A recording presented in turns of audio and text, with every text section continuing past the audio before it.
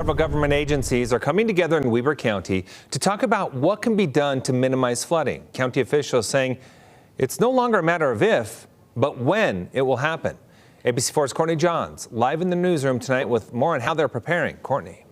Yeah, a lot of people have been keeping a close watch on the Ogden and Weber River, saying that they've seen those rivers rise as these snows start to melt. But county officials say they are keeping a close watch on every possible waterway. They say they have people that are walking to check on the rivers, creeks, culverts, even under bridges, looking for any debris that could clog a drain. The sheriff's office is also using drones to fly over waterways and look for snowpack in locations that people can't get to. This work requires coordination and communication, which is why county leaders met with emergency management and the Weber Basin Conservancy District. The county is also reminding people if you do have a flood question, your first resource should be the city unless you live in an unincorporated area.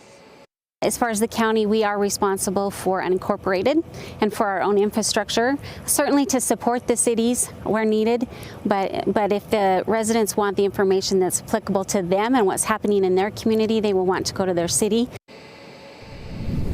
The county has provided a list of contacts based on where you live, and we have that list on our website, abc4.com. Back to you.